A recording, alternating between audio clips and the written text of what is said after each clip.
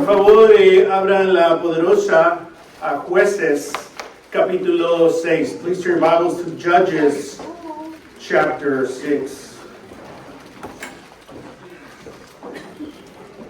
Antes de comenzar nuestra clase de Jueces 6,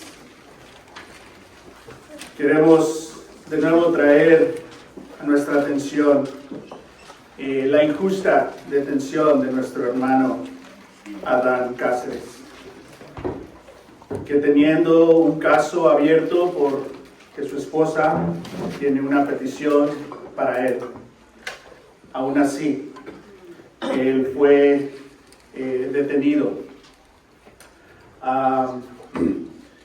interrogado a unos pasos aquí de este edificio de un lado, y después fue enviado al centro de detención de Adelanto.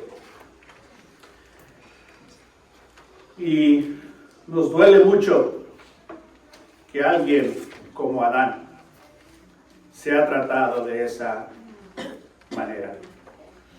Nos duele mucho que la interrupción de un proceso legal ha ocurrido. Y a todos nosotros nos conmueve de diferentes maneras. Uno, los que conocemos a Adán, pero también tiene conexión con otras injusticias, otras presiones, otras tensiones que sentimos, hemos visto o sabemos que otros seres queridos lo tienen. Y es importante no cansarnos de hablar de esto, porque esto no es normal. El callarnos, el ya no hablar de esta situación, es aceptarlo como normal. Y no lo es. Y nos duele, nos conmueve y es pesado, pero aquí no es Disneylandia. El pueblo de Dios se reúne para alabar y lamentar y confiar en Dios y recibir de Dios lo que necesitamos, nuestro pan de cada día. Pero ese pan en veces son ganas, consuelo, ánimo, inspiración. Amen? Amen. And so we are not going to remain silent. We're not going to normalize the unjust detention of our brother. And it may get uncomfortable, but let it be uncomfortable. Because if we stop sharing and talking about it, we're accepting that this is normal, and this is not normal. Yeah. And so it touches our hearts in many ways. One, because we know Adán, we know Donna. Two, there's an open family petition legal process taking place that has been interrupted. And the tactics to try and bully Adán are obvious. And I'll share a little bit more about that. I'll be reading from Judges chapter 6. I'll read in Spanish. You can follow along in English. But first, I also want to say, esta foto es de Adán. Este es Adán. Y si conoces la historia de Adán, y conoces a Adán, a él le encanta estar en lugares así. Si visitas su perfil de Facebook, y él como un fotógrafo profesional, tiene tantas fotos de la creación de Dios. Yeah. Al aire libre. Porque alguien que ha venido luchando toda su vida para tener libertad, cuando se pone en la creación, en la abundancia de Dios, lo conmueve y lo inspira. Y alguien que se conecta tanto con la creación de Dios, tiene ahora 8 días detenido injustamente.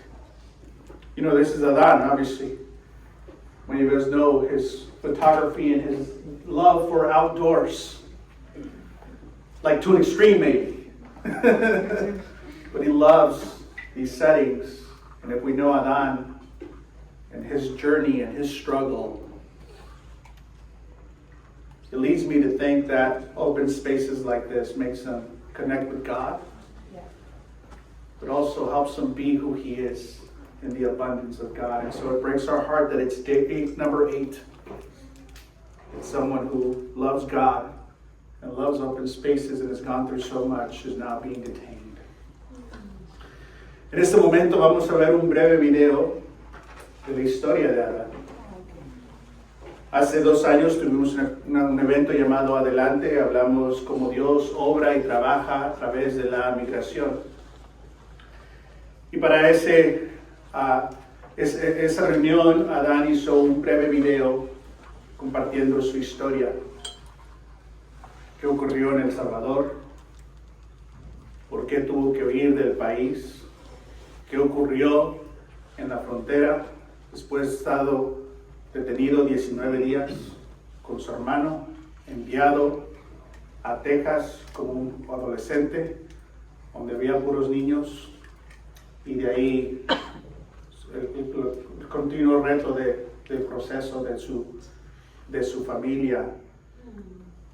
El video es en inglés, pero ahí está más o menos la narrativa. So we're going to share a video here from Adán's story that already has millions of views. He did this a while ago when we had our Adelante gathering, when we spoke about how God works through migration. That in the kingdom of God, migration is not a threat, but in fact, the primary vehicle of the mission and salvation of God. My name is Adán Cáceres, and I became a Christian 2 years after coming to this country. I am part of the Spanish ministry in the Orange County Church, and I am an asylum seeker. An asylum seeker is an immigrant who has fled their country, their home country, because of threats of war or harm against them or their family. In my case specifically, the threats of violence from gangs was a reality. I was born and raised in El Salvador, and back in 2010, the MS-13 gang killed my aunt, and they tortured her to the point of death, cut her tongue, and threw her in front of our door. After my family and I found out the news, my mom decided that my brother and I needed to go to the US and stay with her. In that moment, a few months later, my brother and I left the country and crossed Guatemala and Mexico. Once we got to the border in between Mexico and the United States, my brother and I were put into an immigration facility with a bunch of other kids, and we were afraid because we didn't know the time. We didn't see light. We didn't even know if it was night or day. And we were there for 19 days without knowing what was going to happen, without knowing whether we were going to see our mom or our family. And after that time there, they communicated with us that we were going to be flying to Texas, and we were going to be applying for political asylum to see our mom. They took us to Texas to a foster home, and there we waited for 10 days with other kids as well that were doing the same thing. Some of them had been there for a year. Some of them had been there for 2 years. Some of them forgot how long they were there for. After the 10 days, we were told that we were going to be reunited with our mom. And in that moment, I was filled with hope. One, because I was going to be able to see my mom after 6 years. And two, because God answered my prayer. The next day after being reunited with our mom, it was a Sunday, and we went to church with her. And I was filled with so much joy and hope and gratitude for the opportunity that God had given me to come to this country and see my mom again. Although I was with her, my asylum journey didn't end there. Shortly after being reunited with my mom, my brother and I had our first court date. And we were so afraid because we didn't know what that was going to look like. We didn't know how much money we were going to spend. We found out we had to pay for a lawyer, and the amount of money was so unexpected. I remember going to that court date and thinking, they might send me back. They might put me in the immigration center again. I don't know. And every time I would go, it would be so nerve-wracking because I don't want to leave my family. I don't want to go back to my country, especially knowing what had happened to my aunt and the fear of the threats from the gangs. Throughout the years, my brother and I had to go to court multiple times. And until this day, I still go to court. And so far, we've had to pay about $7,000 out of pocket for court and lawyer fees. And thank God, a few years after, my brother actually got approved to get his visa, and I did not. It was difficult. It was a blessing. But the truth of the matter is that I battled a lot with comparison and not knowing why I didn't get a visa, knowing that my brother got the blessing to stay and be more secure, have a legal status, and knowing that that wasn't going to be my case. Throughout the years, I've been trying to balance the truth that my citizenship is in heaven, but I also live in this earth and I need citizenship here. It's very difficult not being able to do so many things, having so many limitations, and not knowing what's going to happen next, not knowing if I'm going to be sent back. And it's a daily battle that I still have to fight with. Back in 2018, I actually got a deportation order that was very difficult and put a lot of fear in my heart because I thought I was going to leave this country and I thought I wasn't going to see my family anymore. I remember thinking about showing up to court that day and literally crying outside of the building because I didn't want to leave my mom, and I also didn't want to leave all my family and friendships here in this country. After having so much hope throughout those years and seeking God, it was hard thinking that I was going to be sent back. Thankfully, God helped me on that day, and the court allowed us to apply for an appeal case, which was accepted for the glory of God.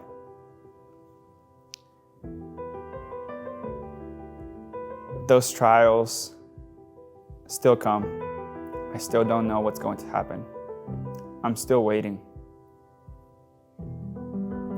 I still have to be patient. And I'm not losing hope. One of the scriptures that helps me so much in this journey is the story of Gideon that talks about him conquering armies with little soldiers and winning battles by the power of God. With my life, I relate so much to this story, but in a different way. God chose Gideon for this journey. And in Judges 6, it talks about how Gideon didn't feel confident. And it talks about how he didn't feel like he was capable of going on this journey. But God reminded him that he wasn't doing this alone. He wasn't fighting this battle with his own strength. He wasn't fighting this battle with his own knowledge. God was going to be with him the whole time. And I relate to this so much because I feel that way. And I can battle sometimes, feeling insecure if things are going to be okay, not knowing if I'm going to be sent back, if I'm going to see my family, or if I'm going to lose all my friends. And it's hard sometimes to just be confident in that. But I put my hope in God. And the battle still continues.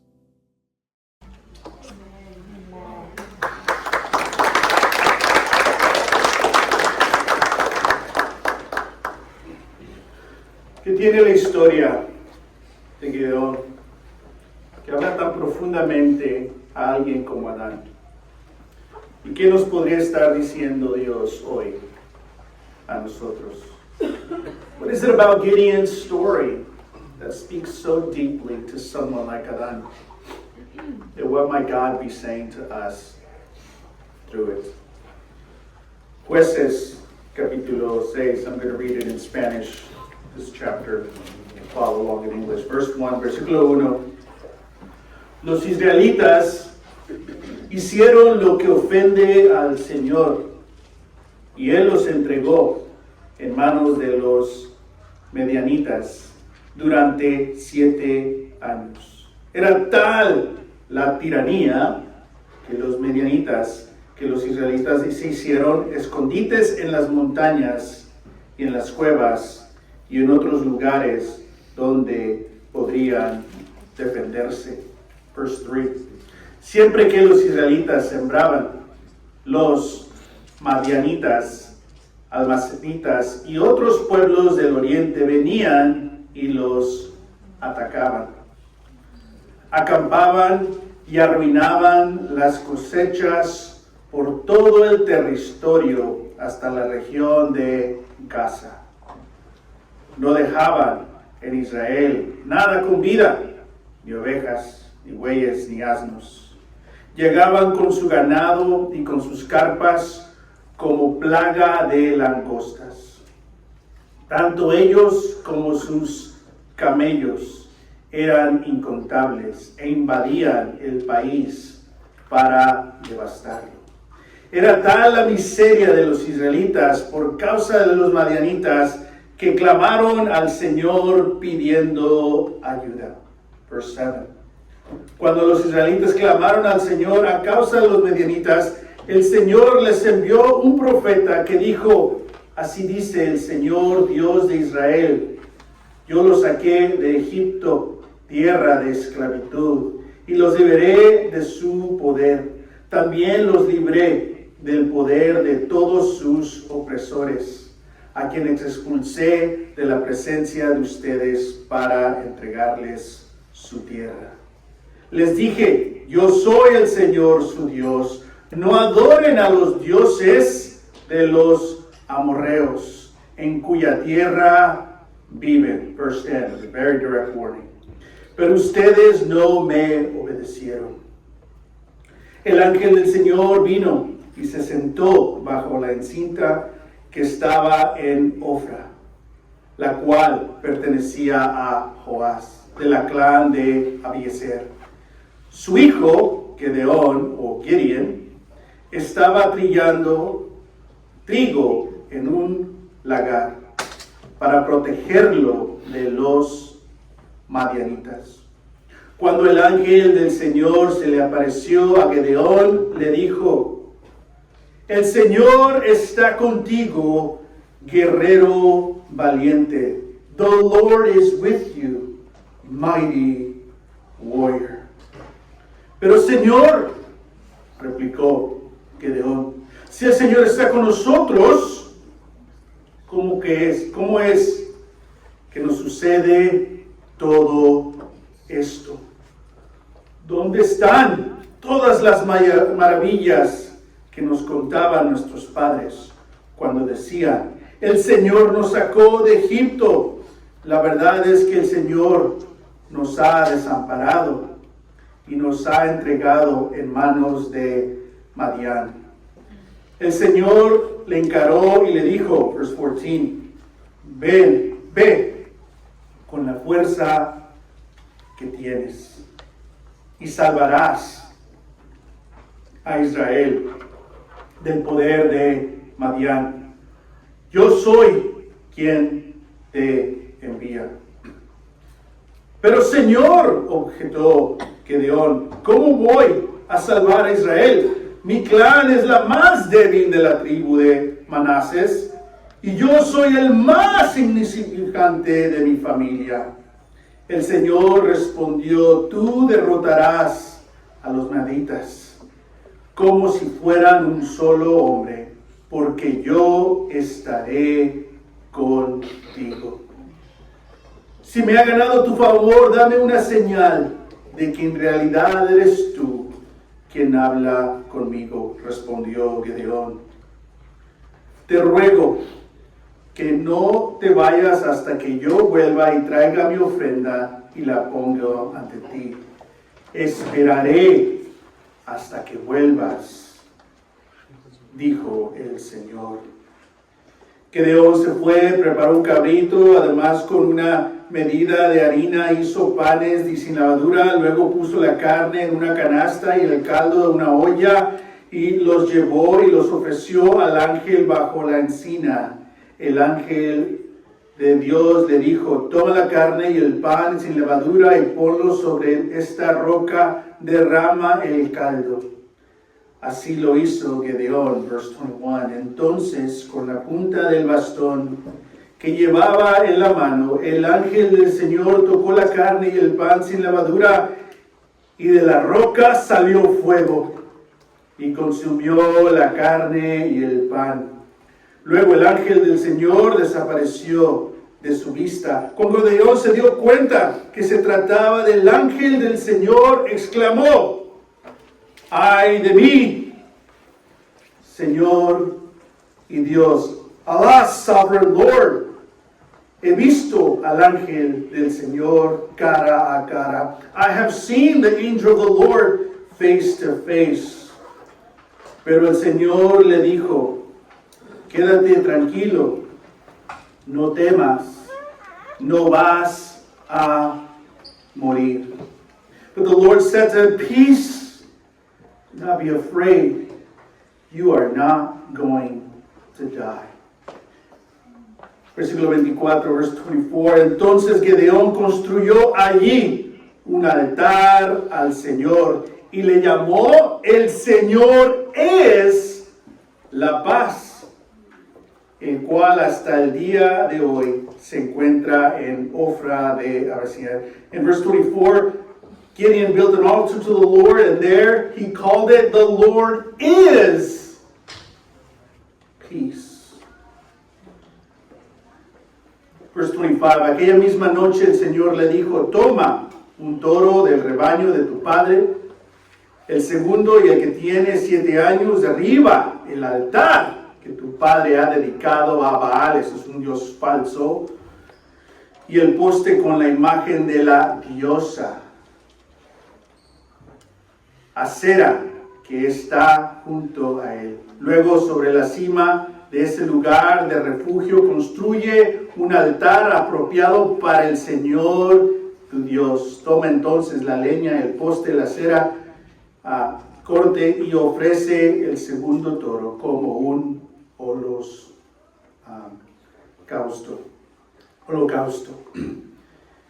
Y después vemos que Gedeón lo hace. In verse 25, he destroys an altar to a false goddess that was actually built in his dad's house. ¿Qué tiene esta historia que habla tan profundamente a alguien como Adán? ¿Y qué nos podría estar diciendo Dios hoy? What is it about Gideon's story that speaks so deeply to someone like Adán? And what might God be saying to us today? Sin duda, esta es una historia del capítulo 6 al capítulo 8, muy compleja, hay muchísimas dinámicas, hay toda una historia y todo en contexto, pero este no es ese sermón. Lo que llama la atención, como compartió Adán, son el contexto y la situación de alguien como Gedeón y qué dice Dios al respecto. Si leemos la historia misma, la narrativa, tiene un contexto y tiene todo un tema ahí. Pero de nuevo, al mismo tiempo, cuando alguien como Adán, como nosotros, leemos simplemente el contexto del capítulo 6, lo que está sintiendo y viviendo Gedeón, lo que siente de sí mismo y lo que dice Dios de él, nos conmueve, nos inspira y nos llama. You know, there's a lot that can be said about this story from chapter 6 to chapter 8, but that's not the sermon. What stands out, it's the context of what Gideon is feeling, what's taking place in his nation, other nations, his own vulnerability and weakness, the challenges in his own household, how he feels about himself because of these circumstances, and more importantly, what God sees and what God says. And so we want to honor the fact that it's chapter 6 through chapter 8, and there's all kinds of different narratives and things. But right now we're going to focus on that context of someone like Adán or us can feel under these circumstances. Entonces nos enfocamos simplemente en esta interacción entre Dios y Gedeón o Gideón. El Señor ve lo que otros no ven. The Lord sees what others don't see. Amen. El Señor ve el contexto y la realidad de una vida como Adán. Lo que se siente cuando tu mamá viaja a otro país, te quedas en tu tierra natal y después hay opresión, hay violencia y estás en riesgo de tu vida. Y como él compartió, no es que alguien quiere ir, pero en veces tienes que huir de esa situación. Yeah. Y el intento desde el inicio a honrar la ley, a participar en la ley que toda persona en la humanidad tiene. La ley internacional de poder solicitar asilo político. Y él participó legalmente en ese proceso. Pero para muchos es simplemente una estadística más grande. No estamos hablando de estadísticas, estamos hablando de esa persona, Yeah. Adán. El contexto de aquí, lo que hemos leído, hay muchas personas y grupos que le están fallando a Dios. El mismo pueblo de Israel, la familia de Gedeón,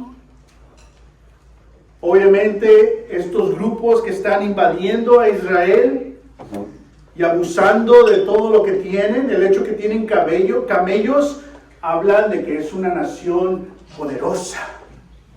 No es cualquier bandido, es toda una institución poderosa. Y esperan a que llegue toda la cosecha, llegan y se la roban y se la llevan. Y el pueblo de Dios está tan herido porque ya se han alejado de Dios, ya se han olvidado de Dios, han aceptado las ideologías de los pueblos a su alrededor, ya están alabando a diosas, ya están participando en el sacrificio de otros dioses y diosas fuera de la ley de Dios. La situación está muy mal, pero esa no es la vida y la responsabilidad o la culpa de Gedeón. Y es ahí donde tenemos que entender de que lo que está pasando, hay una narrativa general, pero cuando ves la vida individual de cada persona y ves su dignidad, nos puede cambiar la perspectiva. Yeah. You know, there's a lot that could be said that what's taking place here. But I think we need to see the innocence of Gideon. The people of God have failed. These invasion armies have failed. The fact that they have camels says they're an empire. They're mighty. They're oppressing. They're abusing. The people of God have betrayed God and accepted all these ideologies, worship of idols, gods and goddesses, turned their backs away from God. But that's not Gideon's responsibility. And I think sometimes we can get lost in this big narrative and debate of migration, asylum seekers, mass deportation. But when you look at the lives of people, it tells a different story. And Adán's story is that of a mighty warrior. Y la historia personal de Adán es la de un guerrero valiente. Yeah. Usualmente cuando hablamos de Gedeón es dudó, tenía miedo, no quería ir, puso pruebas a Dios. Dios lo tuvo que convencer para que fuera. Posiblemente. Ahí está eso. Pero también podemos considerar que quizás Gideón no quería tomar acciones porque sabía que todo su pueblo se había abandonado a Dios. Y en veces piensas, ¿qué diferencia puedo hacer yo? O quizás él ha visto hombre tras hombre tras hombre de estos clanes, estas tribus de que tienen buenas intenciones, pero después hacen el mal. Y quizás su inseguridad o su temor no es porque no quiere ir a servir a Dios, pero quizás su temor es no quiere fallarle a Dios. Es otra manera de decir que él quiere una garantía que estas acciones no vienen de él mismo, pero que vienen de Dios. Porque Gedeón quiere honrar a Dios. Aquí está otra foto de Adán. Y quizás es lo que está sintiendo Gedeón es un temor de reverencia a Dios, no de cobardía. Quiere hacer lo correcto para honrar a Dios. You know, sometimes we read the story of Gideon and we sort of assume the common sort of theme that Gideon is afraid.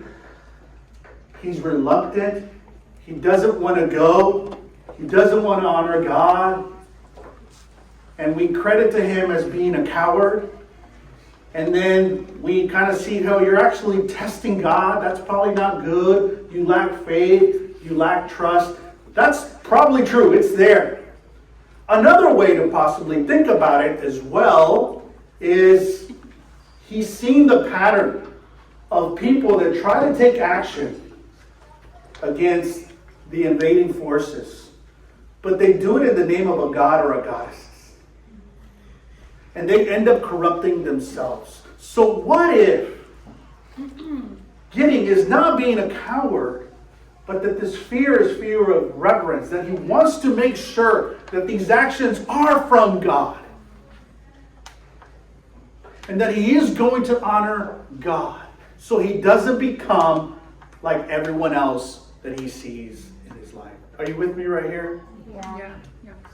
What if he's not necessarily testing God, but making sure his motives and intentions are being tested so that they are about God?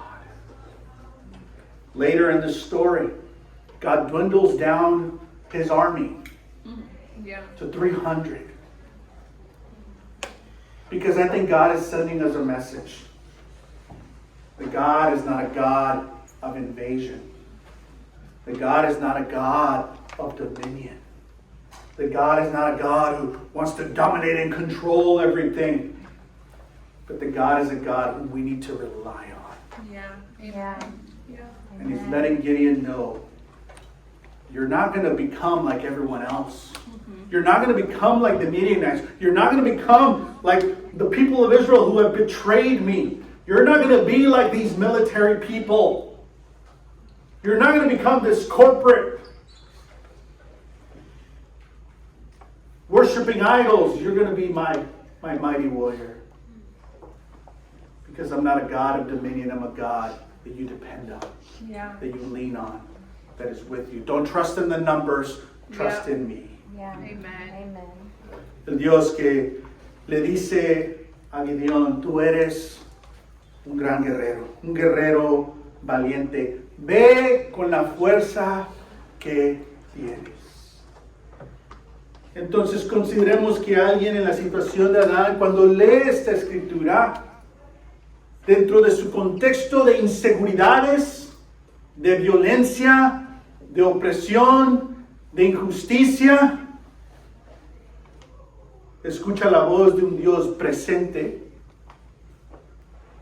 El ángel de Dios no le habla del cielo, no le habla de una voz, está ahí presente señalándolos el Dios que está presente. Y que le dice, no te veas como te ves a ti mismo, como te ven, yo te veo. Y tú eres fiel. Y estoy contigo. Amen. Amen. The fact that the angel is there signals to us the presence of God. It's not this voice. It's a physical presence of God. También nos dice de la fidelidad en vulnerabilidad. En esta foto, Adán le está pidiendo matrimonio a Donna.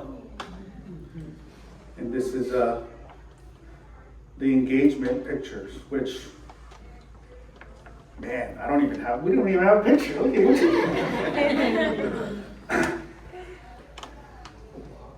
Fidelidad and vulnerabilidad.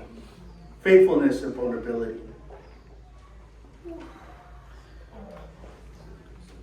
Tuvimos contacto con Adán después de que fue llevado al centro de detención en Adelanto. Habló con Dana, habló con su mamá. Y bueno, también gracias a sus amigos, sus hermanos, que en la fe que pudieron poner el llamado. Y lo que se pidió fue $10,000 para esta primera ola de todos los gastos del abogado. Y cuando uno está en uno de estos centros de detención, tienes que comprar todo. Te dan un cepillo de dientes, pero tienes que comprar todo. Y cuando digo todo, me refiero a todo. ¿Quieres comida en un plato? Tienes que pagar por el plato. ¿Quieres un tenedor? Tienes que pagar por el tenedor. ¿Y quién mantiene todo el centro de detención? Los mismos detenidos. Ahí tienes las personas trabajando para mantener el centro de detención, el cual cobras todo. Actualmente hay 60,000 personas en estos centros de detención. De todas las personas detenidas, 71% de ellas no tienen ningún récord criminal. Las otros 25 a 29% tienen un récord criminal, pero la mayoría de esos, ¿sabes qué es ese récord criminal? Te pararon y te dieron un ticket. El primer día de la escuela de mis hijos, dejé a mi hijo, adiós, have a good day, y me di una vuelta en ilegal, como lo hice todo el año antepasado. Pero el primer día, el oficial Cruz, ¡pum! Y dije, no, ya me tocaba. Y luego no traía mi cartera y no traía mi licencia. Y me dio un ticket. Y con gusto gusto lo llené porque dijo, ya me tocaba, ya no lo vuelvo a hacer. Si yo fuese detenido por ICE, yo estuviera en la estadística que tengo un récord criminal. Este es el nivel de injusticia. Y se trató de colectar $10,000 y gracias a Dios, porque todos los que conocen a Adán, se dio lo doble por este amor a Dios.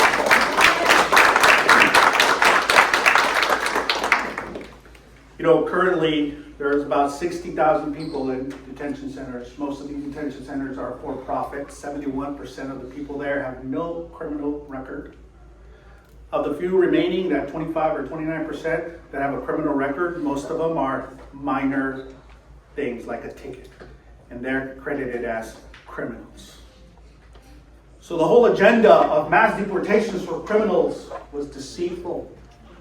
It is persecution. And most of these detention centers are for profit. You have to buy everything. So en la conversación con Adán, fidelidad y vulnerabilidad. Adán nos compartió con Dana, con su esposa, ellos compartieron conmigo, que a las 10 de la mañana, 10 y media de la mañana, diario Adán tiene un devocional. Y como gracias a Dios y a la generosidad de sus hermanos en la fe y todos sus amigos y familiares, como Adán tiene fondos para comprar comida, se compró una libreta. Y empezó a escribir en su libreta todos los nombres de las personas que no tienen a alguien en su familia que les está ayudando para que él pueda comprarles comida. You know, as we getting news from Adán in contact every day, 10:30 in the morning, he's leading a devotional. The other day, Donna shared with me that they were talking at night. He said, I got to prepare for my sermon. Estaba hablando el otro día con Donna y dijo, me tengo que ir porque tengo que preparar mi sermón. Adán also purchased a notebook where he wrote the names of all the people that are detained there who don't have family, who don't have help, therefore they're not buying food. And so he made a list so he can buy food for them. That's amazing.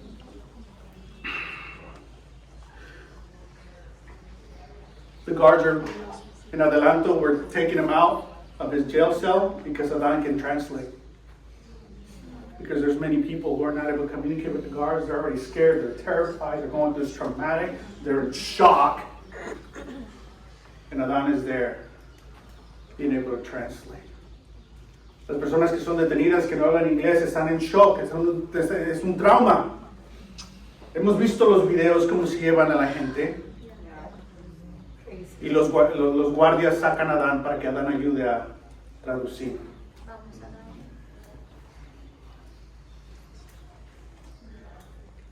Adán compartió cómo él ha vivido la experiencia de depresión y ansiedad. Y cómo he aprendido ciertas prácticas que te ayudan con la ansiedad. Les estaba ayudando a otras personas en cómo reducir esa ansiedad, cómo respirar, porque se puede relacionar. You know, as we know, Adán has had many health challenges, including depression and anxiety. But because he has that experience, and many people there are experiencing that now, knowing what's taking place, he's able to relate and minister to them, teaching them practical skills so he can relate, so they can get help. He shared a story how a guard grabbed him and threw him into the jail cell. And Adán said, thank you. And he said, what are you done? Why are you saying thank you? I'm putting you in a jail cell. And in a genuine Adán, Christ-like fashion, Adán says, I know you're just doing your job.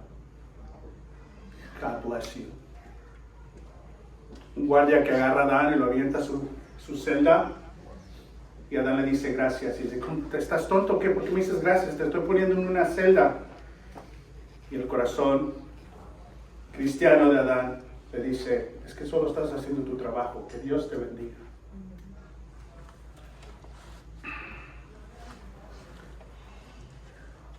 Esta ha sido la experiencia de Adán ahí. These have been some of the things that Adán has done already.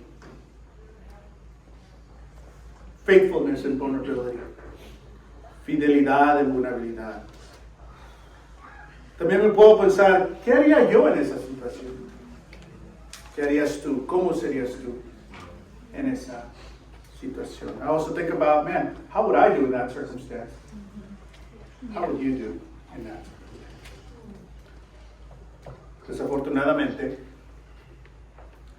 hace 3 días, en la madrugada, los guardias sacaron a Adán de su celda. Él pudo hacer una llamada, último minuto a las 2 de la mañana, a su mamá, y se lo llevaron del centro de adelanto. Ese mismo día, se había entregado la petición legal del abogado a reabrir su caso.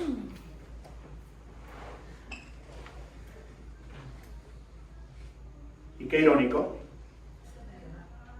que ese mismo día, en la madrugada, lo sacan y se lo llevan a otro lugar. Y no sabíamos a dónde. Después nos dimos cuenta que se lo llevaron a El Paso, Texas.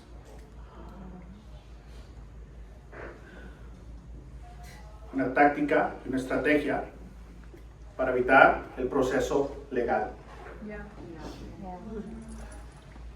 Que nos enseña para todos los que creen, why don't you do it the legal way?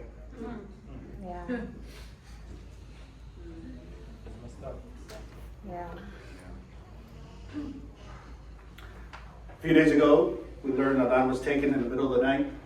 He was able to make a phone call, so we were notified that they were moving him. Ironically,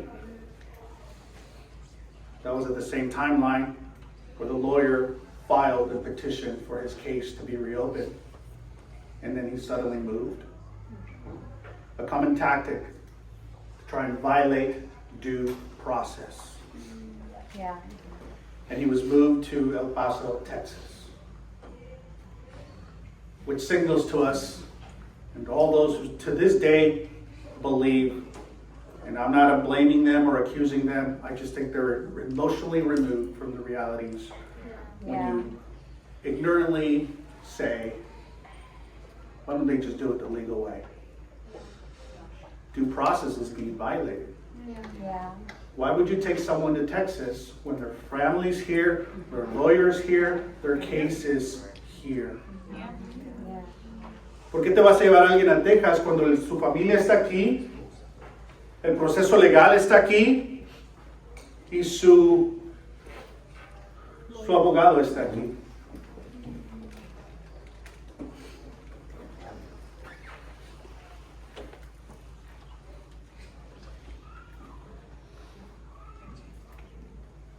Finalmente pudimos tener contacto con Adán del Paso, Texas. Dana no podía contactarse con él, su mamá no se podía contactar con él. Pero alguien que está en el centro de detención le ayudó con sus fondos para que Adán pudiera hacer la llamada, porque los fondos que él tenía todavía no sean transferidos a El Paso, Texas. Y pudo llamar con la cuenta de alguien más para avisar que está bien. Este centro de detención en Texas fue construido en agosto. Son carpas en medio del desierto para que y fue construido. Actualmente tiene a 1,000 personas, pero quieren tener 5,000 personas ahí. Y otra vez los guardias trataron de intimidarlo para que firme orden de deportación. 2 días Adán sin dormir, porque de adelanto se lo llevaron a Colorado y de Colorado a El Paso, Texas. 2 días sin dormir, ya hay un proceso legal y los guardias te están intimidando para que firmes. Esto es opresión, esto es persecución, esto es una maldad. Yeah. Y es una violación no solo de derechos humanos, es una violación al reino de Dios. Yeah. Es una violación a Dios. Yeah. Porque Dios nos llama a amar a Dios y amar a nuestro prójimo. A obedecer las leyes de nuestros gobiernos, como lo está tratando e intentando hacer Adán. ¿Quién en verdad está rompiendo las leyes? ¿Quién es el ilegal? And so when Adán was taken in the middle of the night, we're finding out a little bit more details. Donna and his mom were not able to contact him, but the surprise of the presence of God through a stranger, he was able to call through someone else who had funds. So we're wondering, why did Adán's funds transfer? Well, he physically wasn't in El Paso until 2 days later. They took him to Colorado, and then to El Paso, a 2-day journey. Didn't sleep for 2 days. And when he gets there, the agents are trying to harass him and bully him to signing self-deportation order. Why would you do that to someone who hasn't slept for 2 days? Why would you do that to someone who has a legal process? Are you following up here? Are you following the pattern? Yeah. Who is the lawbreaker? This is evil, and it's not just a violation of human rights. It's a violation to the kingdom of God. It's a violation to God himself.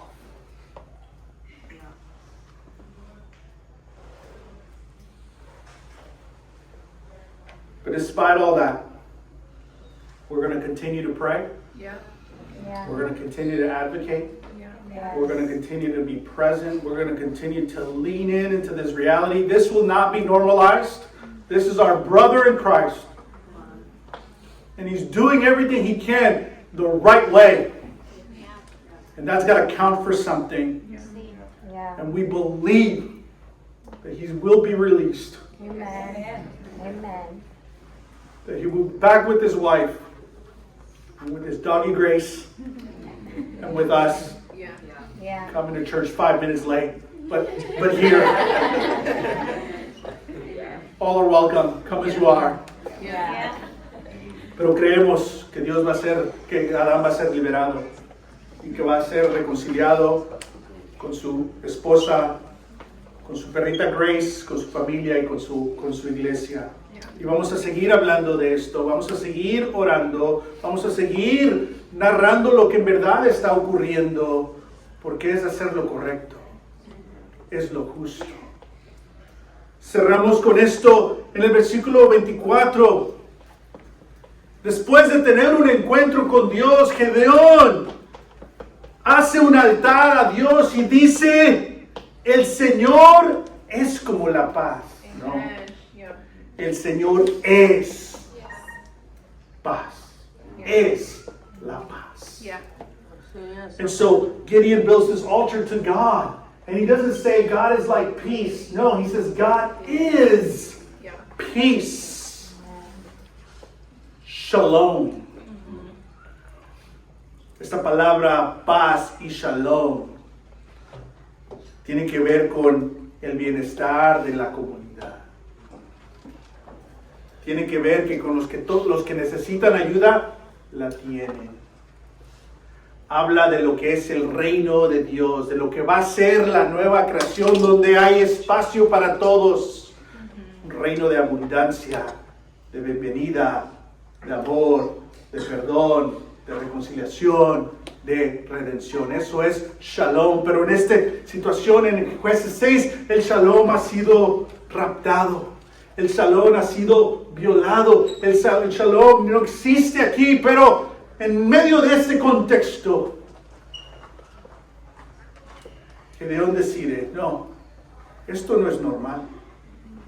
Lo normal es de que Dios es paz. Amen. Amen. Yeah. Dios es shalom. Y traemos el el corazón pesado y lloramos y nos recordamos de nuestro hermano y nos sentimos muchísimas cosas y al mismo tiempo Dios es Shalom. Amen. Yeah. Amen. Y vamos a seguir orando y obrando para esa reconciliación. Shalom is not just peace, like there's no conflict. No, shalom is this well-being of the whole community. Everybody has what they need. It's basically what the kingdom of God is. And in the midst of this context of John 6, it's broken.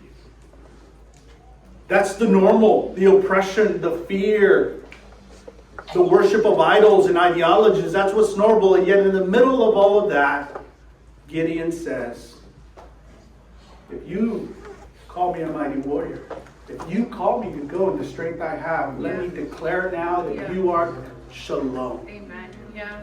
And we're to keep praying and advocating for that. El Señor ve lo que otros no ven. The Lord sees what others do not see. Yeah. Adhan, God sees you. You are a mighty warrior. And we're with you. Donna, God sees you. You are a mighty warrior. And we're with you. Tengo estas preguntas que no tenemos tiempo para hablarlas. We don't have time for this, but I do want us to pray for Adán and then take communion. And we'll sing one more song. No tenemos tiempo para estas preguntas, pero hay que orar por Adán y tomar comunión. Acompáñenme, vamos a orar. Join me in prayer.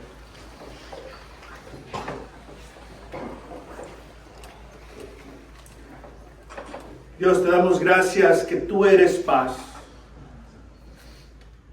Hemos escuchado y estamos viviendo esta realidad de injusticia. Pero creemos en tu shalom, Dios. Creemos en tu presencia. Creemos en tu justicia. Y te pedimos, por favor, Dios, que abras puertas. Que conmueves y abras puertas a estas injusticias. Creemos en ti, Dios. Libera y honra el proceso de Adán. Que sabemos que tú lo vas a hacer, pero estos sistemas poderosos, injustos, hacen todo lo posible para detener tu justicia, pero anticipamos tu victoria.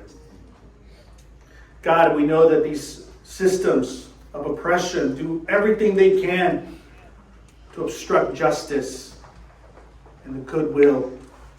But we believe in you and we ask, God, that you would break through those walls of injustice, God. And that you would liberate and restore Adán to this community, to his wife, to his family, God.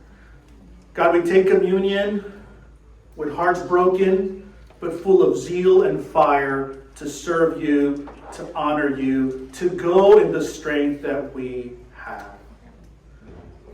We share with you, God, what we feel. And we ask that you give us inspiration, strength, and the courage to keep going forward. Dios, te pedimos que nos recibas a tomar comunión, que nos des fuerzas, aliento y ánimo. Te pedimos todo esto en Jesús. Amén. Vamos a tomar.